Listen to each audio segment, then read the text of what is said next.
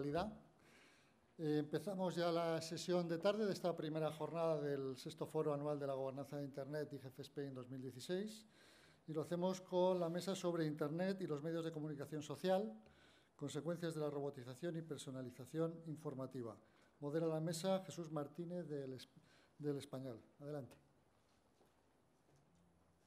Hola, muy buenas tardes. Como decía Miguel, mi nombre es Jesús Martínez, yo soy periodista del periódico El Español, me dedico sobre todo a cubrir economía digital y empresas tecnológicas. Y bueno, el título de la jornada es un título muy largo, pero bueno, yo creo que tiene tres claves engloba tres claves que son importantes para los medios en Internet ahora mismo, que una es la publicidad como negocio, el tema de la audiencia y el reto de su medición y el tema de la distribución de la información. Entonces, paso a presentaros a los miembros de la mesa y luego hacemos una primera pregunta y luego ya empezamos con el debate. A la derecha tenemos a Gonzalo Iruzubieta, es periodista que desde 1992 ha estado trabajando en medios y publicidad, 3 años en medio impreso, 8 en televisión y 14 en Internet. Ha pasado por IAB Spain, por Terra, por Autocontrol y hoy es Senior Enterprise Sales Manager en Comscore, empresa de medición digital referente para la compraventa publicitaria en el mercado español.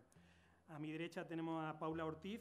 Paula es actualmente responsable de la Dirección Jurídica de Relaciones Institucionales de IAB Spain, Asociación de la Publicidad, el Marketing y la Comunicación Digital en España, con presencia en 45 países. Ha desarrollado su actividad como asesora tanto para instituciones públicas como privadas a nivel nacional y de la UE como experta en Derecho Digital y tiene una amplia experiencia en el campo de regulación y políticas públicas con foco en la industria de Internet. A mi izquierda tenemos a Miguel Pérez Subías. Él es ingeniero superior de telecomunicaciones. Es presidente de la Asociación de Usuarios de Internet, cargo que compatibiliza con su actividad como consultor y asesor especializado en Internet, telecomunicaciones y nuevas tecnologías.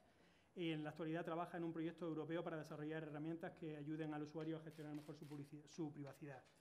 Y luego David Martínez Pradales es experto en comunicación corporativa y director editorial de Nobot.com, blog o medio impulsado por Orange, donde también es gerente de comunicación externa.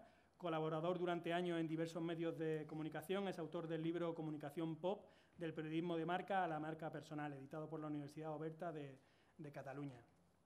Bueno, pues después de haber hecho la primera presentación, vamos a pasar la palabra a Gonzalo Iruzubieta y yo quería que él se posicionara con respecto a la audiencia en Internet y quería preguntarle cuál es la situación actual de la audiencia en Internet y cómo ha cambiado Internet a la audiencia de los medios. Hola, buenas tardes. Nosotros somos una empresa de medición de audiencia. Tenemos un papel feo porque somos el tercero independiente que gusta a poca gente. Tenemos el papel de árbitro. Adaptando un poco la pregunta de Jesús al título de la jornada de los medios de comunicación social, yo traigo datos. Nosotros nos dedicamos a eso, entonces tengo un papel bastante fácil porque intento ser lo más objetivo posible. Los datos son aproximadamente en España tenemos ahora mismo alrededor de 30 millones de internautas activos en el último mes, mayores de 4 años, que es el límite de edad a partir del cual nosotros empezamos a medir audiencia. Y, lógicamente, no es ningún secreto que la audiencia es muy creciente. Vemos cómo hay una reducción drástica de la audiencia desktop, de la audiencia que consume Internet desde estos cacharros, y hay una población creciente de la audiencia desde estos cacharros, de la audiencia móvil. Y una audiencia más creciente de lo que denominamos multiplataforma, que somos todos nosotros, usuarios que acceden a Internet, bien desde dispositivos desktop o bien desde dispositivos móviles, léase teléfonos y tabletas. No es ningún secreto tampoco que, como tenemos Internet al alcance de la mano, lo consumimos cuando y donde queremos. Y hacemos un consumo distinto en función de los momentos en los cuales estemos. Una empresa estadounidense multinacional muy potente lo definió muy bien con los micromomentos. Los micromomentos son cada vez que tenemos 10 segundos ociosos porque estamos esperando el autobús o estamos esperando entrar a la reunión, miramos Internet. Entonces miramos aplicaciones, miramos periódicos o miramos lo que queramos. La medición de este fenómeno es una medición que no es fácil, porque la fragmentación de dispositivos y de sistemas operativos hace que nosotros tengamos que identificar a personas sin datos personales, lo digo porque está Paula, hay que puntualizar, identificar quiénes son las personas que andan o que están detrás de diversos consumos. Y yo, como no me quiero extender, y le he dicho a Jesús que iba a ser 3 minutos y ya he ocupado 2,5, traigo unos datos interesantes enfocados básicamente en la población más joven, aquella población de entre 15 y 34 años. ¿Por qué? Pues porque poco menos que a esta gente, a estos chicos, que los denominamos millennial, poco menos que pensamos que van a acabar con la sociedad actual tal y como la conocemos, ¿no? Estos consumen todo cuando quieren, consumen gratis, no quieren pagar nada, no quieren publicidad. Bueno, ¿están menos interesados por los medios de información los jóvenes en España de entre 15 y 34 años? No, radicalmente no. El consumo de medios de comunicación en Internet de este segmento de edad, de medios generalistas, de medios de información, es alrededor del 90%, la cobertura que tienen, que es más o menos la misma que tiene la población internauta. Pero hay un dato todavía más curioso, que es en la categoría de periódicos, es decir, aquellos soportes digitales que tienen una cabecera en papel, el consumo o la penetración en jóvenes de 15 a 34 años está 2 puntos por encima que en la media de Internet. Y lo que puede parecer más interesante, está al mismo nivel de penetración, que viene a ser alrededor del 90%, que en mayores de 45 años. Entonces, por finalizar, ¿estamos ante la crisis de la prensa? Tal y como la hemos conocido, sí. ¿Estamos ante el fin del mundo de los medios de comunicación y de la información de calidad? No, en absoluto. Lo que debe haber, evidentemente, es un cambio fundamental en el modelo de gestión. Y yo ya. Perfecto. Pues muchas gracias, Gonzalo. Y ahora seguimos con Paula Ortiz. Paula, vamos a hablar sobre los adblockers, esos programas tan polémicos y que tanto debate han suscitado. Según datos vuestros, 1 de cada 4 usuarios en Internet en España lo usan, y quería saber qué ha supuesto la expansión de esta herramienta en los medios en Internet y cómo veis vosotros la salida o la evolución que va a seguir la industria con este tipo de herramientas. Gracias, Jesús. Bueno, pues como tú apuntabas, las cifras sobre el uso de adblocking tanto a nivel nacional como internacional son devastadoras. En España 5,6 millones de usuarios utilizan software de bloqueo. Supone pues eso, un 25% de los usuarios de Internet. Pero lo que yo quería decir, así como afirmación inicial, es que estos softwares de bloqueo que se suponen que devuelven el poder al usuario, poder decidir qué publicidad veo, en el fondo lo que observamos es que es una batalla soterrada por el control de la publicidad, por el control de los ingresos publicitarios. Lo estamos viendo. Yo creo que ahora a día de hoy hay una burbuja del mundo adblocker. Todo el mundo hace su propio adblocker, las hacen las telcos, los hacen empresas israelíes, las hacen las... bueno, hay todo tipo de empresas de adblocking. Y de lo que se trata es de introducirse como un intermediario más en este complejo ecosistema de la publicidad digital, y lo que se trata es, digamos, de percibir parte de la tarta publicitaria, ¿no?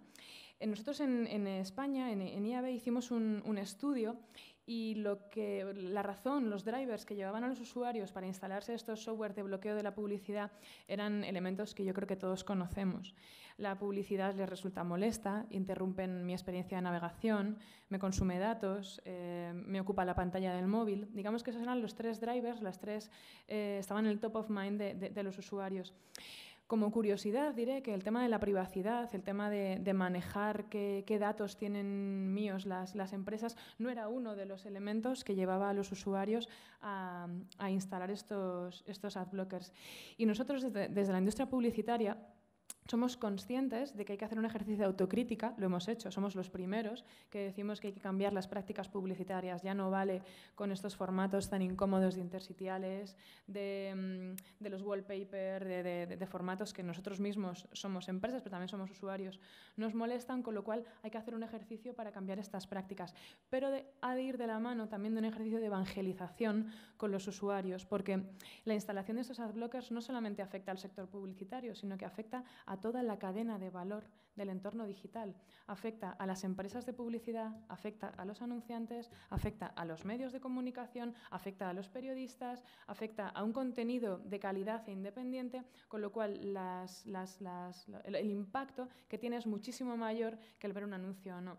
Con lo cual yo creo que por dar una fórmula mágica, o bueno, tampoco estoy descubriendo la rueda porque ya se ha hablado con mis colegas a nivel internacional, sería, por un lado, introducir cambios en la manera de acercarnos al usuario, es decir, volver a ser interesantes para ellos, que vuelvan a encontrar esa parte interesante que tiene la publicidad, y por otro lado, en un momento dado, ponerles una situación de ya he introducido los cambios pertinentes y ahora tú tienes que elegir entre recibir publicidad o suscribirte al medio, ¿no? Yo creo que lo que no se puede mantener es este sistema, este sistema en el que hay pérdidas constantes, ¿no? Si yo siempre al final lo digo, también, bueno, pues es algo que ya todos sabemos, lo digital ha introducido elementos disruptivos a todos los modelos de negocio, en el modelo del entretenimiento, en el modelo del turismo, y ahora a la publicidad le ha llegado su momento, es decir, es la primera barrera que ha habido entre la publicidad y su target, y ha venido introducido por esta popularización de la tecnología.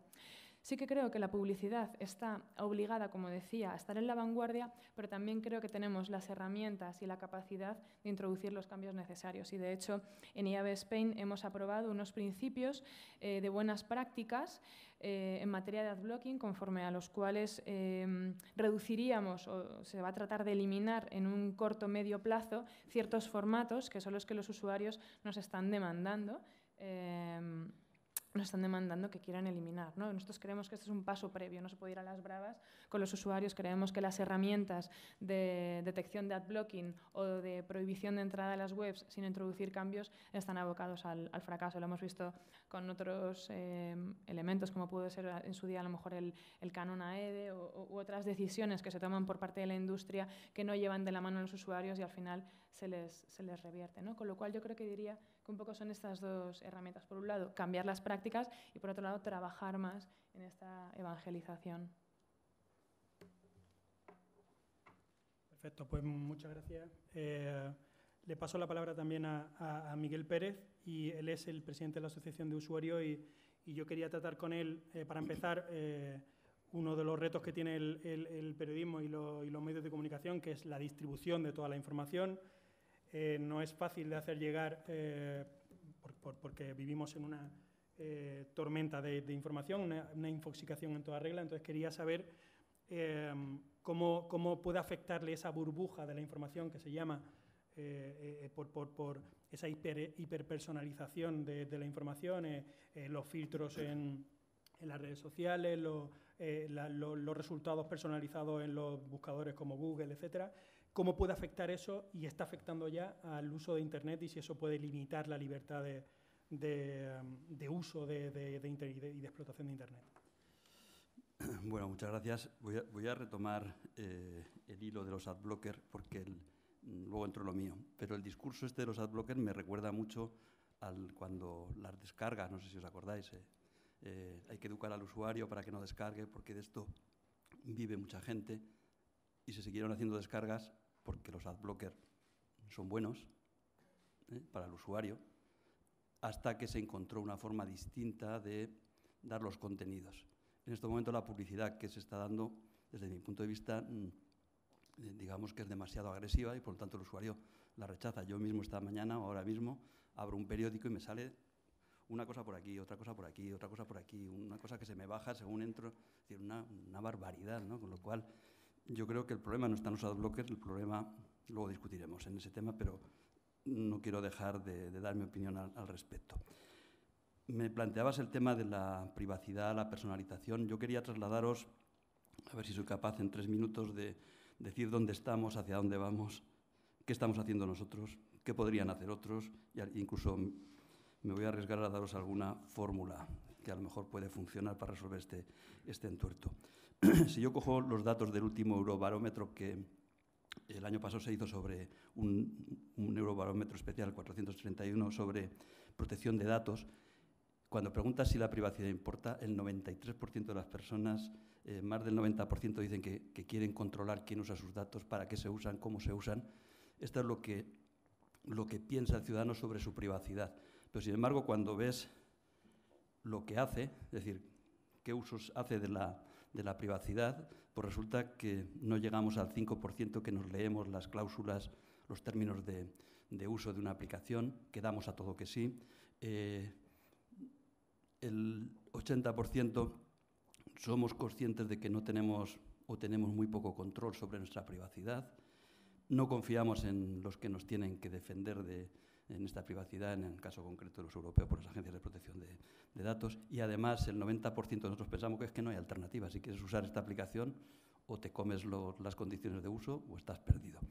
Por lo tanto, tenemos una contradicción in terminis. Es decir, por un lado, decimos que la privacidad es muy importante, y yo creo que sí, que la es, fundamentalmente porque todos tenemos algo que ocultar y porque tenemos el derecho de pensar de forma distinta a cómo el sistema cree que debemos de pensar, y por lo tanto esos espacios de privacidad deben de existir. Pero por el contrario, cuando estamos en la red nos comportamos de una forma que parece que esto no es importante. Por lo tanto, tenemos una contradicción que es yo creo que es uno de los elementos que deberíamos de pensar cómo resolverlo. Si miramos hacia dónde vamos, simplemente viendo lo que han presentado en las últimas conferencias de desarrolladores, Amazon, Google, Facebook, Amazon presentó el Echo, que es un cacharro que te escucha todo el tiempo, ¿vale? Y entonces te conoce porque está oyendo todo el tiempo, habla contigo por voz, se elimina el teclado, que en definitiva el teclado es un intermediario que nos dificulta las cosas, y habla con nosotros en un lenguaje normal y natural. Google ha presentado Home, que es algo parecido, es decir, una planta que la pones en tu hogar y te escucha y hace lo que le pides, un mayordomo. Facebook, exactamente igual. Es decir, nos proponen ya el futuro basado en servidores, mayordomos, como lo queramos llamar, que para que te puedan dar un servicio súper personalizado y súper atractivo, te tienen que estar escuchando e incluso viendo, porque aprenden de tus movimientos todo el tiempo. Con lo cual, digamos, parece que ese es el mundo al que vamos. Es decir, cada vez tengo que tener más y más información sobre ti, porque de esa forma te puede dar más y más y mejores servicios adaptados a ti. Bueno, parece que es una realidad y hay unas apuestas súper importantes. No hablemos de Watson, de IBM. O sea, tenemos ahí todos los grandes con todo su foco puesto en la personalización, y a esto hay que sumar pues, el interés de todos aquellos que ya gestionaban datos habitualmente, pues desde las administraciones públicas hasta nuestras operadoras de telecomunicaciones, nuestro banco, etcétera, etcétera, que de alguna forma tienen muchos datos y que dicen, joder, si lo están utilizando otros, ¿por qué no lo voy a poder utilizar yo también? Con lo cual, parece que hacia donde vamos es a una superexplotación de la personalización que nos va a traer productos maravillosos que nos harán cada día más felices. Bueno, hasta ahora todo parece que está bien. En paralelo está surgiendo un movimiento a nivel europeo que básicamente dice, oiga, a ver si nos estamos equivocando y si resulta que cada vez hay más empresas que hacen negocio en base a los datos. ¿Estos datos de quién deberían ser? ¿Deberían de ser de las empresas o mis datos deberían ser míos? Entonces hay un movimiento, yo diría filosófico, casi religioso, que está cogiendo mucho impulso en los países nórdicos, ahora en España también, con la cuarta plataforma de Telefónica, que básicamente lo que vienen a decir es, oiga, los datos tienen que ser del usuario y que él decida qué es lo que quiere hacer con ellos. Ahora, para que él pueda decidir qué hacer con ellos, le tenemos que dar una serie de infraestructuras para que él pueda gestionar esos datos. Es decir, bueno, la idea no parece mala desde el punto de vista del usuario. Y al final que sea el usuario el que decida qué hacer con esos datos. Entonces aparece un nuevo movimiento en la escena tanto del ámbito de Internet, de los desarrolladores, que empieza a coger cierta relevancia y que en algunos países, como en España concretamente, va a tener una importancia tremenda porque ya hay alguien que ha dicho, oiga, yo voy a apostar por este modelo, por darle los datos al usuario y que sea el que decida. Por lo tanto, bueno, parece que los movimientos van hacia allí. ¿Qué estamos haciendo? Nosotros, desde la asociación, pues estamos participando en algunos proyectos europeos, concretamente hay uno que se llama TIPES, con Y, TIPES, que lo que intenta es desarrollar herramientas para gestionar tu publicidad. ¿Qué herramientas estamos desarrollando? Pues intentamos dar respuesta a 4 preguntas muy básicas. Una es, ¿quién usa tus datos? O sea, no me vale lo que me diga el WhatsApp, el Facebook, no. Yo lo tengo que, se lo puedo preguntar a alguien, a un ente independiente, que es capaz de hacer un análisis y decir, oiga, pues mira, este anuncio lo tienes aquí por esto y por esto. Es decir, que yo pueda preguntar y tener respuestas. Que me diga también cuánto valen mis datos. ¿Cuántos valen mis datos? Porque yo puedo, de alguna forma, acceder al mercado de la comunicación y saber cuánto se pide por un perfil como el mío. O sea, cuánto está pagando por una visualización el Facebook, el Google o cualquier otra aplicación por un perfil de varón, 50 años, bla, bla, bla, bla, bla. Por lo tanto, también puedo dar información sobre cuánto valen tus datos en el mercado. La siguiente pregunta que puedo dar es, ¿puedo obtener beneficio con mis datos? ¿Vale? Aquí sería cómo gestionar esos datos a través de un data broker independiente para poderlos poner en el mercado. Y finalmente, cómo puedo gestionar mi privacidad. Es decir, en lugar de tener que ir yo aplicación por aplicación diciendo las condiciones de privacidad o qué cosas puedo usar o no usar, pues a lo mejor podría ser interesante decir yo cuáles son mis condiciones de privacidad y que fueran las aplicaciones las que consultaran cuáles son mis deseos y que de alguna forma se autoconfiguraran en función de mis, sin tener que ir yo aplicación por aplicación. Eso es lo que estamos haciendo en Types. Voy mal de tiempo, ¿no? Sí. Pues, ya termino. ¿Qué deberían hacer los demás? Pues yo creo que fundamentalmente tenemos en este momento las agencias de protección de datos que son reactivas, tenían que empezar a ser proactivas. Las empresas tenían que empezar a ser más transparentes y más respetuosas con los usuarios, no engañarnos, porque nos dicen lo que queremos oír, pero no nos dicen lo que están haciendo realmente, y creo que hay un desequilibrio. Y al final, resumo ya, fórmula mágica para el tema de la personalización, pues básicamente dar más control, poner más transparencia, eso generará más confianza y más innovación y más empleo, básicamente. Y ya me callo. Muchas gracias, Miguel. Bueno, David, cuéntanos un poco tu visión como responsable de un medio de marca. ¿Qué papel puede jugar un medio de marca en el nuevo ecosistema del que estamos hablando de medios con tanta complejidad, desde el tema de la publicidad al tema de la distribución, la audiencia? ¿Qué papel pueden jugar los medios de marca? Vale, hola, buenas tardes. Y gracias porque las horas son malas y hay sueño y no sé si nos divertiremos mucho. Voy a intentar que sea divertido. Un poco, bueno, primero niego la mayor. Nobot.com no es un medio de marca, es un medio más. O sea, digamos que todos los medios son de marca. La diferencia entre Nobot y otros medios de marca es que el lector de Nobot sabe quién paga la fiesta. Y en otros medios, pues esto no es tan transparente. Aquí hay un logo que pone Orange. Entonces es claro a quién se debe el medio. Dentro de eso, pues intentamos ofrecer una información periodística hecha por periodistas, con lo cual no veo muy clara la... Nunca lo he visto esto. Esto es una discusión que siempre tengo con periodistas y rápido se me echan al cuello y me dicen, no, por Dios, ¿por qué una marca no puede hacer periodismo? Bueno, la pregunta es si el periodismo siempre hace periodismo, ¿no? Pero bueno, dicho eso, simplemente por aclarar, tengamos en cuenta que este medio efectivamente lo paga una marca, pero lo hacen periodistas con criterio periodístico.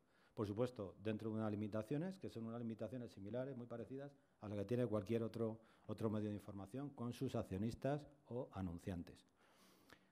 Habéis hablado de publicidad, de formatos publicitarios, bueno, pues mira, os recomiendo que leáis Nobot, que no tiene publicidad. Como no vivimos de la publicidad, pues no tenemos estos problemas de adblockings, ni de utilización de datos del usuario, ni nada. Bueno, con esta pequeña introducción respondo a la pregunta que me hacía Jesús de qué pretendemos aportar. Bueno, desde Orange nos decidimos a lanzar este medio como otro servicio más, igual que lanzamos servicios de Internet, de fibra, 4G, por lo que hacemos es un servicio informativo. Vendemos servicios, comercializamos servicios relacionados con las telecomunicaciones y con la construcción de la sociedad de la información, y entendíamos que forma parte, además de los valores que construye la marca, pero también de nuestra responsabilidad como compañías, no transparentes, porque nadie es transparente, como dice Miguel Ángel. A lo sumo pretendemos ser translúcidos, pero entendíamos que formaba parte de nuestras obligaciones también, pues bueno, intentar explicar a a nuestros lectores, a nuestras audiencias, a nuestros clientes, para qué sirven esas tecnologías. Y sirven para muchas cosas y no necesariamente sirven para algo relacionado con nuestros servicios, porque la tecnología, hablar ya de tecnología, de contenidos tecnológicos es un poco absurdo, ¿no? De hecho, si os metéis ahora veréis que hay informaciones sobre cultura, que hay informaciones sobre ciencia, sobre medicina, sobre solidaridad.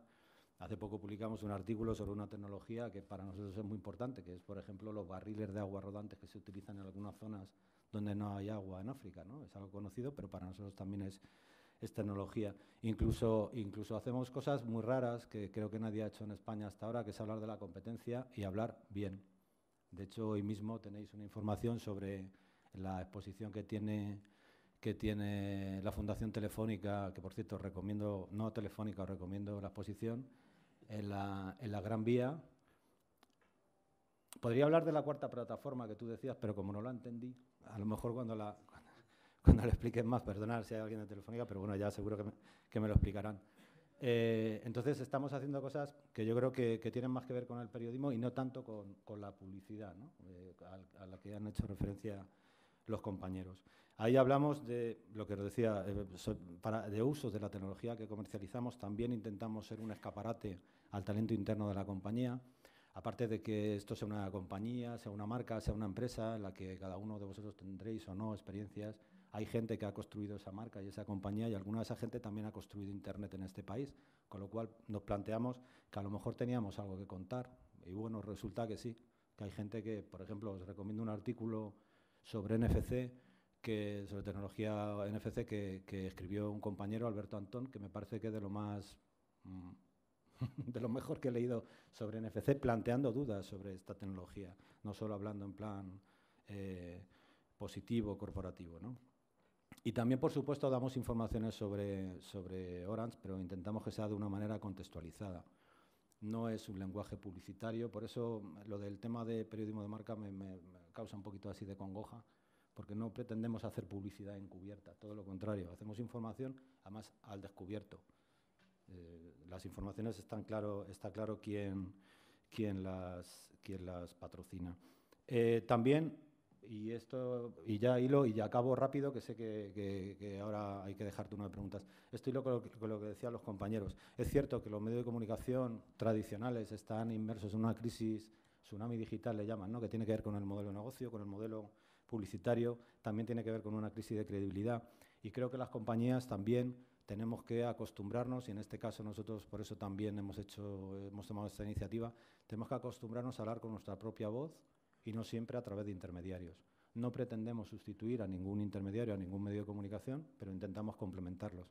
Porque hay veces que las informaciones nos parece que no reciben el tratamiento adecuado, ahora hay veces que sí, pero hay veces que creemos que podemos añadir más, o hay veces que tenemos muchas informaciones que no pueden tener cabida a los medios de información y que, sin embargo, nos parecen interesantes. Por ejemplo, el otro día publicamos una cosa que puede tener su interés, que es cómo se controla el tráfico por nuestras redes, ¿no? Y qué gente hay trabajando ahí, viendo monitores y controlando de que la fibra funcione, que podamos verla pues yo qué sé, por la tele y que el 4G pues, no tenga cobertura y estas cosas. Bueno, pues a lo mejor eso es un medio, no tiene tanta cabida y a nosotros nos parecía interesante contarlo, con lo cual nos parecía un poco reduccionista depender siempre del interés puramente informativo que pueda tener un medio. Nosotros también tenemos unos intereses objetivos de comunicación y por qué no aprovechar la tecnología a nuestro alcance para hacerlo. Ya. Gracias, David. Bueno, podemos abrir un turno de preguntas en caso de que haya interés para hacer preguntas. Yo tengo también aquí algunas, o sea que en caso de que no haya, hay por aquí también alguna, pero si hay alguna pregunta para debatir, que haya interés en hacerla. Bueno, pues voy yo con una, a ver si ahondamos un poco más en el tema de la publicidad y del mercado publicitario. Comentaba Paula el tema de innovar en los formatos. ¿Cuáles son esos formatos? Es decir, ¿hacia qué formatos publicitarios vamos para que haya el respeto suficiente al usuario, para que ese usuario no tenga que instalar un adblocker en su móvil o en su ordenador? Bien, lo que se ha estado trabajando tanto a nivel nacional como con nuestros colegas europeos y americanos no son en formatos en concreto, aunque sí que hay guías de formatos, lógicamente, para que se puedan entender las empresas de publicidad con las webs, sino más bien en unas pautas. Se han definido en sus siglas en inglés Lean, que era light, que son anuncios ligeros, que no pesen, que no roben, digamos, muchos de los datos, por decirlo de alguna manera, que sean fáciles de usar por el usuario, que sean encriptados y que protejan la privacidad de los usuarios. Conforme a estas 4 pautas, que bueno, como digo, responden a este acrónimo en inglés, Lean, digamos que se está desarrollando toda una serie de elementos y de formatos que precisamente respeten estos criterios. Digamos que esto es a día de hoy voluntario. Lógicamente los medios tienen que hacer un esfuerzo, yo siempre lo digo, estamos ahora mismo en un barco que se está hundiendo. Cuesta lanzarse del barco porque no sabes si vas a llegar a tierra, pero es decir, hay que prescindir de este tipo de formatos que a priori pueden aportar un fee más alto, ¿no? Alguien que pueda decir, bueno, es que un interstitial es que lo ves y lo ves, y entonces ya como lo estás viendo ya, digamos que causa ese impacto, ¿no? Y por tanto pago más por ello. Bueno, pues yo creo que hay que pasar una época como de sequía, por decirlo de alguna manera, en la que se prescinde de este tipo de formatos para demostrar a los usuarios que verdaderamente hay otras formas de hacer publicidad. Por no hablar también, como ya hemos hablado en muchas otras ocasiones, de la publicidad nativa, que es aquella que se integra en el look and feel de lo que comentaba también un poco David, la que se integra en el look and feel de las páginas web, o branded content, que son acciones que en el fondo trasladan pues los valores de mi marca, que digamos son un poco más intangibles, ¿no? Pero que son fórmulas. Es decir, yo creo que herramientas tenemos suficientes, hace falta poner la voluntad de introducirlas y además pues en bloque, ¿no? Yo creo que hace falta ahora mismo, tal y como se ha hecho también a nivel europeo, una coalición para una mejor publicidad en el que todo el ecosistema publicitario, bueno, pues todos los actores involucrados, más los medios, más los anunciantes, más todos los que tienen algo que decir, de alguna manera vayamos de la mano para ofrecer una mejor publicidad, que digamos que ya tenemos la fórmula, ahora tenemos que aplicarla. Vivimos en un mundo eminentemente mercantil en el que la empresa privada tiene el objetivo de ganar dinero, como entiendo que todos en nuestra vida. El fenómeno de los adblockers lleva existiendo 10 años y ha saltado a la palestra el año pasado precisamente porque les interesaba a las empresas de adblocker hablar de los adblockers para vender más. El perfil tipo del persona que tiene un adblocker instalado según un estudio de Comscore en 6 países es un hombre de 18 a 24 años, de clase social media alta, que visita sitios de adultos y de juegos. Y es mentira que no vean publicidad. Ven más o menos la mitad de la publicidad, porque existen listas blancas. Ven la publicidad que quieren, lo cual a mí, desde el punto de vista de la libertad de elección, me parece muy bien. Pero al fin y al cabo estamos hablando de remuneraciones. Y todo el mundo ejerce una actividad para ser remunerado. Internet. Todos sabemos, porque no somos ninguno un iluso, que en la vida no hay nada gratis, absolutamente nada. Y en Internet, el modelo por el cual se viene financiando, y hago así porque se viene financiando, es el modelo publicitario. Hasta que no encontremos otro modelo, que a mí me encantaría, si lo hubiera encontrado yo no estaría aquí, pero hasta que no encontremos otro modelo, porque la suscripción tampoco funciona, pues tendremos que aguantarnos con la publicidad. Porque si vamos por la calle preguntando a quién le gusta la publicidad, salvo a un hijo mío y a mí algún anuncio que me hace saltar una lágrima en Navidad, la publicidad en sí misma a nadie le gusta, pero es imprescindible para mantener ciertas estructuras. Pues a mí me parece, Gonzalo, que la publicidad depende cómo se haga y precisamente con las herramientas que existen a día de hoy de targeting sí que es posible que la publicidad sí te interese y sea relevante para ti y es precisamente lo que se está tratando de hacer, ¿no? Pero por otro lado, es lo que comenzaba también diciendo, estamos hablando de que la publicidad no gusta, que el usuario, decías tú, que recibe la publicidad que quiere, no es cierto. El usuario no recibe la publicidad que quiere, el usuario recibe la publicidad que el adblocker quiere que reciba después de un acuerdo económico que nadie sabe a cuánto y después de una serie de criterios, lo que ellos han llamado el whitelisting criteria o algo así, en el que tú te amoldas a sus prácticas, llegas a un acuerdo económico y entonces apareces. No solamente, sino que además ahora creo mi propio Ad Exchange para convertirme en juez y parte. Es decir, si ya era poco transparente la cosa, damos una vuelta de tuerca más, ¿no? Yo creo que al final este debate tiene que devolverse al entorno publicitario. No puede ser un tercero, que además es imparcial, el que ponga las normas. Con lo cual, sí que es verdad que desde el punto de vista regulatorio los adblockers no están prohibidos, lo recoge la normativa precisamente sobre cookies, que establece que los usuarios tienen derecho a decidir si se instalan cookies o no, pero sí que es verdad que las prácticas de estos adblockers sí que están puestas, su legalidad está puesta en entredicho, porque infringen la normativa, los términos y condiciones de las webs y pueden incluso, yo creo que pueden incluso llegar a suponer una infracción de la libertad de empresa, por ejemplo, de los anunciantes, que no se les permite llegar a los usuarios de una manera completamente legal. Y además yo siempre apuesto porque la publicidad no es algo que tengamos que ocultar debajo de la alfombra, sino que además tenemos que, si lo hacemos bien, tiene que ser algo útil para todos, porque en el fondo es algo casi informativo, ¿no?, de los productos. Sí, bueno, a mí me sorprende el discurso. Yo soy un usuario de AdBlocker, ¿vale? Yo lo uso. Yo lo uso. O sea, yo soy de estos que ven porno y no sé qué, pero yo lo uso fundamentalmente para ver el país o para ver, porque estoy cansado de decir, de que entre una página y te hay que dar un clic para ver la mitad de la información. Y de esos no sé cuántos millones que son unos inoperantes y unos maleducados y que no saben lo que es la sostenibilidad y que las cosas cuestan, y son unos... bueno, tenemos que hacer una reflexión, a lo mejor no estamos haciendo bien. Y si yo pudiera instalar un adblocker en la publicidad que me ponen por la noche en las películas, que he dejado de verlo porque empiezan a las 10 y acaban a la 1:30, lo pondría. Es decir, porque esa publicidad que me está sirviendo podría ser interesante, pero llega un momento que cuando se sobrepasa, es decir, aquí no se está teniendo en cuenta en ningún caso la opinión del usuario. Hay un mercado, hay un negocio, está bien, y los negocios tienen que ser sostenibles, pero son sostenibles si hay un equilibrio. Y ese equilibrio parece que lo que le importa al usuario no cuenta. Es decir, yo tengo que sacar tantos ingresos y por lo tanto necesito tanta publicidad y tengo que meter no sé cuántos impactos publicitarios cada vez. Tampoco se me dice que en una página de las que estamos acostumbrados a ver y usamos habitualmente hay 30 o 40 organizaciones cogiendo datos míos. ¿Vale? Eso no se me dice. Y a mí se me vende como si es una página institucional de una empresa en la que yo confío.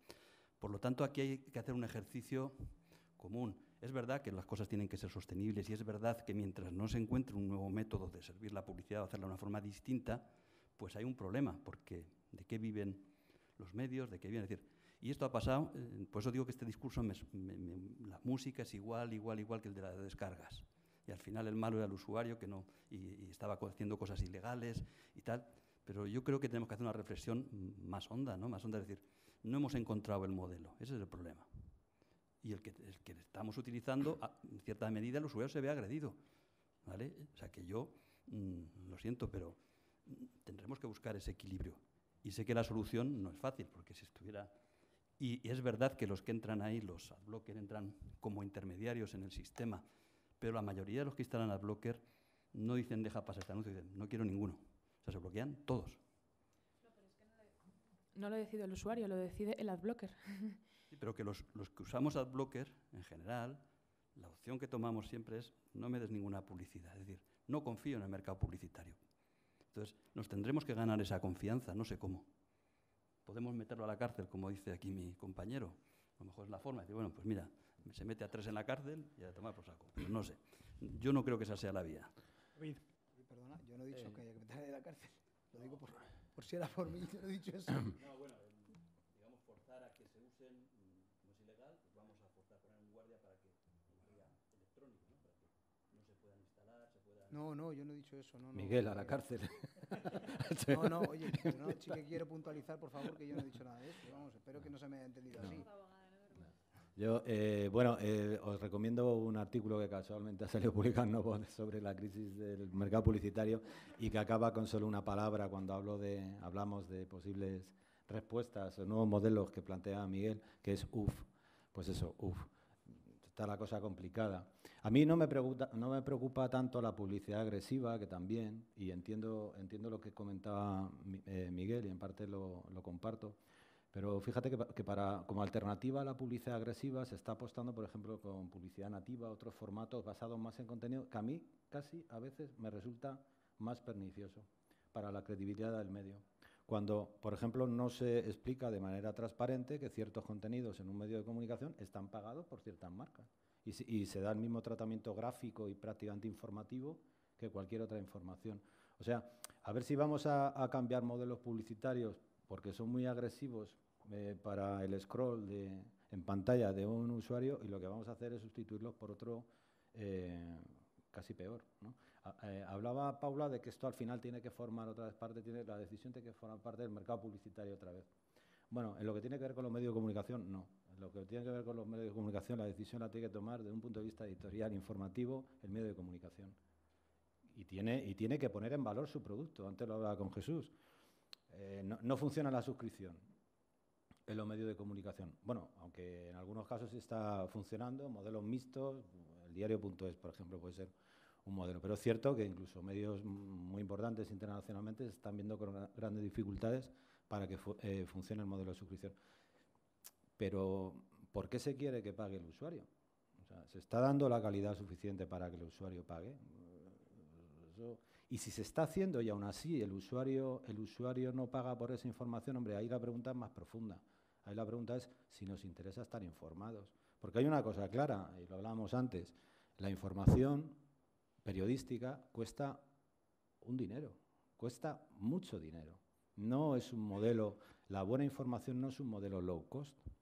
Entonces el usuario tiene que entender que esto hay que financiarlo vía publicidad, y ya veremos qué modelos pueden funcionar mejor, o vía suscripción, pero alguien tiene que pagar la fiesta, porque si no... A eso me refería yo, David, cuando al principio se acabó. Hablaba, perdón, que te he cortado. No. Al principio hablaba de porcentajes de usuarios jóvenes que consumen medios de información a los que estamos acostumbrados a llamar tradicionales, ¿no? O sea, el interés por la información existe. Lo que pasa es que al final... Ojo que ahí hay que hilar fino, ¿no? Porque ya que estás utilizando datos, el dato completo quizás sería viendo qué informaciones dentro de esos medios que llamamos convencionales están consumiendo. Y cómo están reduciendo a lo mejor o apostando por unos contenidos determinados los medios de comunicación precisamente para llegar a esos públicos.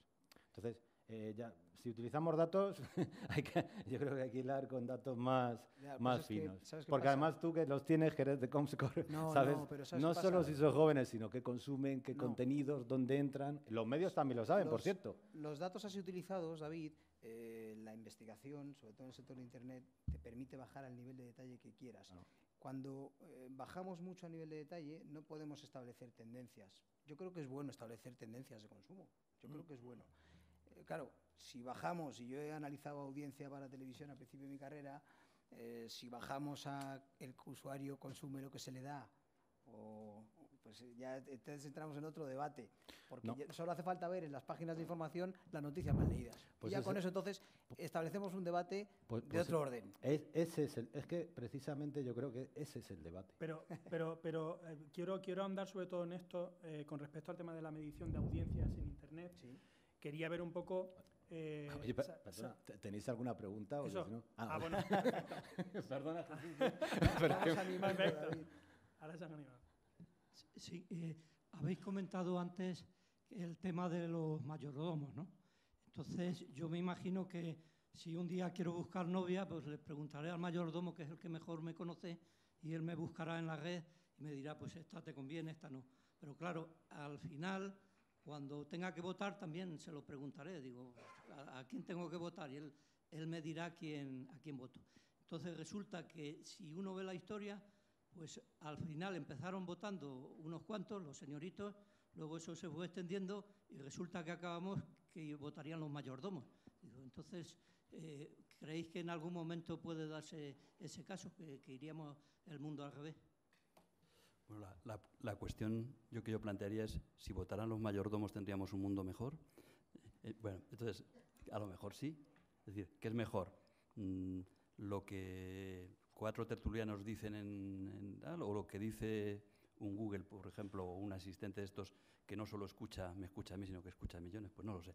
Es un debate interesante. Sí que es verdad que ha dicho, es decir, que hay un riesgo con todo esto, que es que lo ha nombrado Jesús al principio, que es que al final te crean una burbuja alrededor de tu persona, ¿vale? De forma que solo te dan aquello que el mayordomo cree que te interesa. Y esto, de alguna forma, va generando espacios en función de cuánto ganas, qué consumes, dónde te mueves y tal. Solo te dan, y entonces tú empiezas a tener una visión del mundo, a dónde puedes ir, qué viaje cojo, qué novia me presentas, a qué partido voto. Entonces se generan auténticas burbujas. Y creo que tenemos derecho a tener otras aspiraciones, a ver otros mundos. Y ese es un riesgo importante. Perdona, solo sobre el tema de burbujas, que también es un debate profundo, ¿eh? Porque ya escribieron sobre esto, ¿no? Lo de las burbujas que filtran los contenidos que recibimos en Internet, pero que ha pasado siempre, ¿no? O sea, siempre nos buscamos la burbuja y vemos la cadena SER, bueno, ahora ya tradicionalmente, ¿no? La cadena SER, El País,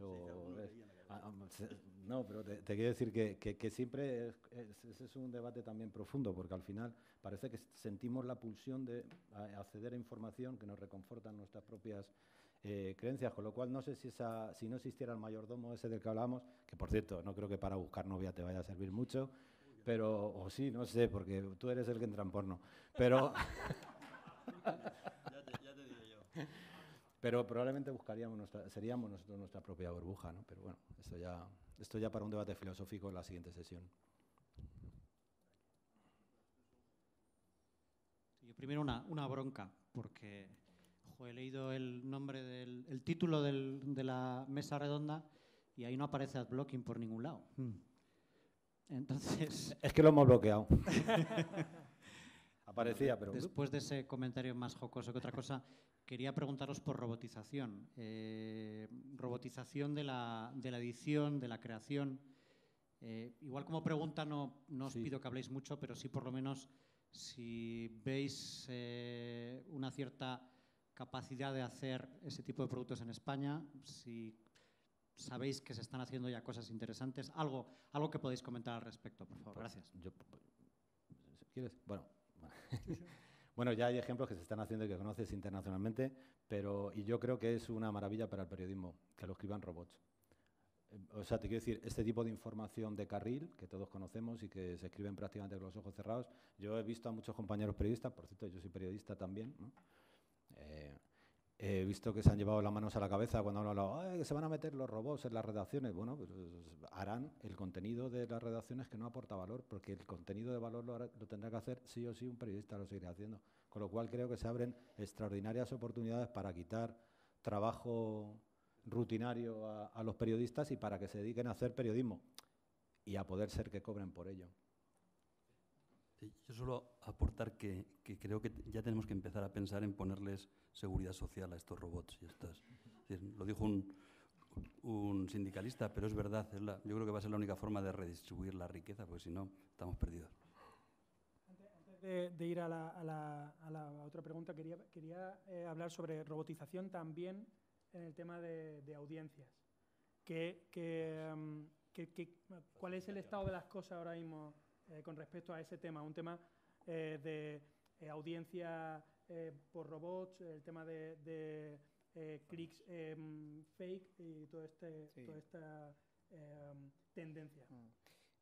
Vivimos en una época en la cual se está incrementando la presencia de lo que denominamos tráfico no válido en Internet. Antes se llamaba tráfico no humano, pero llegó algún purista del lenguaje y dijo que todo el tráfico en Internet era no humano porque se consumía con máquinas. Entonces nosotros, para evitar ese debate, porque no somos lingüistas, pues dijimos, pues tráfico no válido. En realidad en España es difícil encontrar, nosotros analizamos tráfico no válido y es difícil encontrar porcentajes superiores al 5% de tráfico no válido en soportes, digamos, soportes regulares, soportes de los que todos consumimos. ¿A qué nos estamos refiriendo con tráficos no válidos? Suelen ser tráficos generados para tener una rentabilización publicitaria fraudulenta. Es generar clics, es generar lo que se llama el ad stacking, que es cuando alguien, en las páginas esas que ve Miguel, aparece mucha publicidad una encima de otra. Eso no lo genera una persona, sino que lo genera una máquina. O incluso la creación de perfiles de usuario que no sean personas. Se mete en el ordenador del usuario un troyano, normalmente a través de la descarga de un programa, y lo que se hace es crear un perfil ficticio de ese usuario. Lógicamente, si yo creo un perfil ficticio de alguien para vender publicidad, pues no voy a crear un perfil de una persona paupérrima que tenga poco nivel adquisitivo. Voy a crear un perfil muy bonito, de una persona que navega por sitios prestigiosos, de una persona de clase social media, media alta y de un perfil comercial interesante. Es cierto que eso está creciendo, sin embargo, a día de hoy en España nosotros todavía no vemos como algo preocupante. Ya te digo que lo normal es que haya menos de un 5% del total del tráfico. Habrá que estar prevenidos, evidentemente, sobre todo con formas de compraventa publicitaria automatizadas. ¿Alguna pregunta más?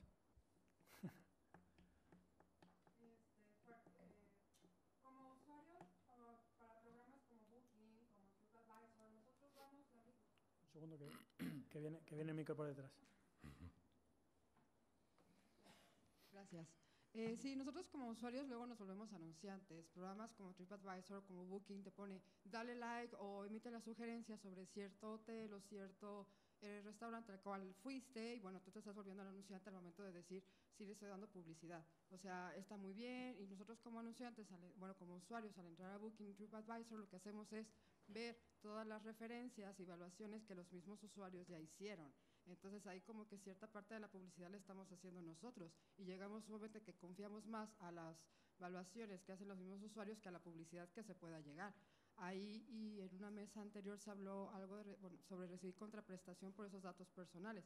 Ahí estamos dando nosotros, al decir nuestros gustos y lo que valoramos, algo de nuestra información personal. Deberíamos recibir como usuarios entonces, o como, no sé si nos volvemos ese tipo de anunciantes, al evaluar estos lugares, alguna contraprestación.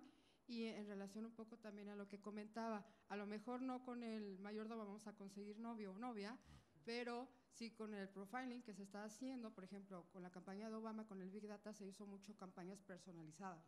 Y ahorita está sucediendo lo mismo. Así quisiera saber su opinión sobre este profiling que hacen las empresas, cómo se pueden trasladar a estos, ahorita como campañas electorales, a estos partidos, y a través de ahí hacer las elecciones o las campañas electorales personalizadas, ya enfocadas en ciertos sujetos muy específicos que saben que van a votar a favor de cada uno de ellos.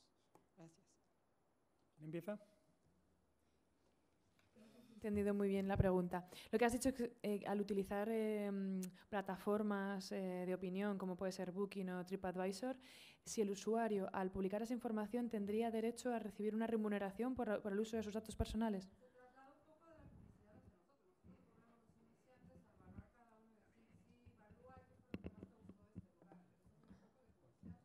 Bueno, yo creo que al final son los términos y condiciones de cada página, ¿no? Y si tú aceptas, imagino, en un momento dado, participar en determinada plataforma, pues no tiene por qué haber una remuneración. O sea, otra cosa es que las normas fueran, oye, opina y te damos X, eso digamos que se tendría que establecer en los términos y condiciones, ¿no?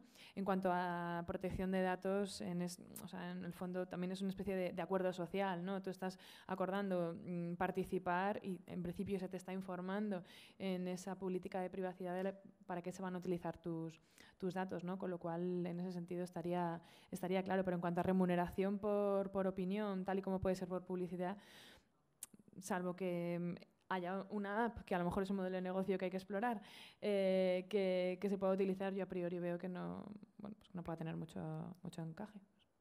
Sí, yo simplemente aclarar que digamos, hasta ahora hay como varios modelos. Hay un modelo en el que yo te doy un servicio, te presto un servicio que es un servicio interesante, modelo Booking, por ejemplo, o Facebook, etcétera, en la cual, digamos, la explotación de tus datos es la que a mí me permite que tengas un servicio interesante, y por lo tanto el precio que pagas o sea, no te cobran, pero gestiono tus datos. Ese es un modelo que es el que se ha instalado en Internet. Hay otro modelo que se está visualizando, que es el modelo que se plantea en que tú como usuario controles tus datos personales y se pongan en el mercado, ¿vale? Es decir, y esto se haga, si tú vas como usuario de una forma independiente, pues va a ser muy difícil que tengas valor, pero cuando se hace de una forma agregada, con muchos usuarios, esta filosofía es, por ejemplo, la que se ha anunciado en la cuarta plataforma de Telefónica, darle los datos al usuario y que él decida qué hacer con ellos. Cuando haya muchos usuarios que tengan muchos datos, pues a lo mejor empiezan a ser interesantes para determinadas anunciantes o simplemente para estudios de opinión, etcétera, etcétera. Por lo tanto, ese modelo de explotación de mis datos por parte del propio usuario, yo creo que hay muchas iniciativas, muchas startups que están trabajando en ese modelo. Los data brokers independientes, que de alguna forma el control en cierta medida está en el usuario, tú defines ese perfil y luego esos datos se pueden obtener porque tú se los das o porque tú les cedes tu historial de navegación para saber por dónde has ido, por dónde has entrado. Es decir, que hay diferentes approaches para que tengas esos datos y el data broker los pone en el mercado. ¿Cómo te remunera a ti? Pues van a ser las diferentes plataformas decidirán o en descuentos o en lo que ganemos a pachas o no lo sé. Pero eso es un mercado que se está trabajando de una forma intensiva ahora a nivel de innovación y de startups.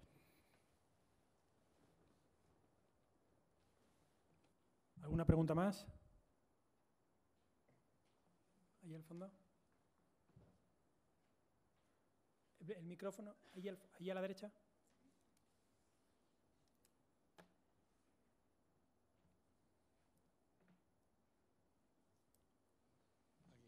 Gracias.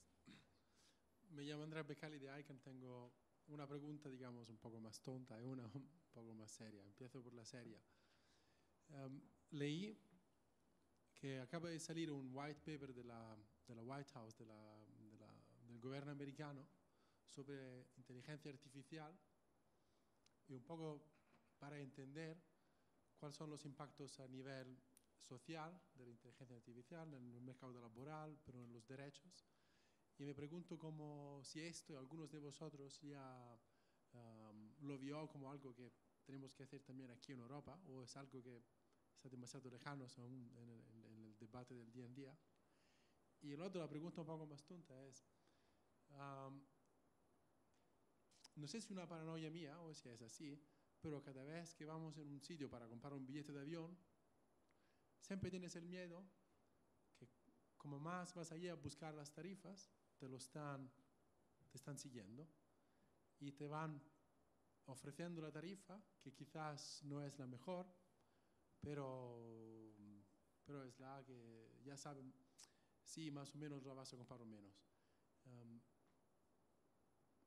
Quiero saber si esto es verdad, si sabéis más de esto, y si es algo también que podría ser un tema de protección del consumidor.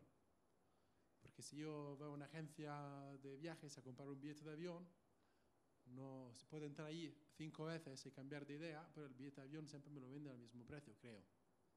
Pero tengo la impresión que si lo voy a hacer en el sitio web de Ryanair o de Vueling o de no sé qué, esto va cambiando. Bueno, las dos. Si quieres, con respecto a la segunda, lo podéis comprobar todos vosotros. Entráis en cualquier plataforma de reserva de vuelos, volvéis a entrar 2 o 3 veces, veréis el cambio de precios, borrar las cookies, una cosa que es facilito, ¿vale? Cerráis el navegador, borráis las cookies y entráis otra vez de nuevo y veréis que hay un cambio de precio. Hay herramientas que están ya disponibles en el Data Transparency Lab, donde tú puedes analizar un mismo producto como en función del perfil con el que accedes, es decir, te da un precio, te da otro. Es decir, que siendo, digamos, tú haces una simulación de perfil navegando por determinados sitios y cuando vas a la tienda en cuestión, pues te da un precio del producto distinto en función, es decir, ¿eso es legal o ilegal? Se está haciendo, es decir, la respuesta es que sí. Con respecto a la primera, a la primera cuestión, quizá en Europa, digamos, tenemos una cierta prevención sobre la protección de nuestros datos de religión, creencias políticas, salud, y aquí pues tenemos toda una serie de organismos, organizaciones, métodos tal para decir que eso es intocable, que eso que quizá en el entorno americano digamos, se deja un poco al buen uso. Pero mi percepción es que también en Europa se están perfilando, haciendo perfiles de todo esto. Que se usen o no se usen, pues se tienen determinados cuidados, pero nosotros estamos desarrollando herramientas precisamente para demostrar cómo, digamos, se usan esos perfiles. Se usan en el mercado de la publicidad, es decir, que tú haces determinadas búsquedas, comentarios, etcétera, y automáticamente, digamos, ahí no se tiene en cuenta de si son temas de salud, religioso y tal, y la publicidad de alguna forma va. Entonces, se está haciendo. ¿Hasta qué punto es aceptable? Pues yo creo que eso, digamos, de momento no nos importa, no nos llama mucho la atención, pero probablemente con la legislación en la mano estaríamos contraviniendo la ley. Gonzalo, 30 segundos. Nada, 30 segundos por completar un poco la segunda cuestión. Efectivamente, hay prácticas comerciales que en función de los stocks y del interés del usuario suben y bajan precios, como pasa en cualquier sitio con un libre mercado. Pero hago caso a parte del discurso inicial de Miguel, que nos leemos muy poco las condiciones. De hecho, ahora mismo, durante los últimos 2 años, yo no paro de escuchar protestas por el aviso de las cookies, y en el aviso de las cookies es una solución regulatoria del sector propiciada por Autocontrol y por IAB Spain para informar a los usuarios de las cookies que se están recogiendo. Si en vez de aceptar directamente en los sitios pulsamos en más información, veremos qué información nuestra se está captando y podemos darnos de baja individualmente o de todas ellas. Bueno, pues yo creo que en esto terminamos. He apuntado aquí algunas palabras que yo creo que pueden resumir un poco: datos, fragmentación, autocrítica, formatos, privacidad, buenas prácticas, contenidos de calidad independientes, marca, credibilidad, transparencia. Bueno, yo creo que ha dado mucho de sí la mesa. Muchas gracias. Muchas gracias.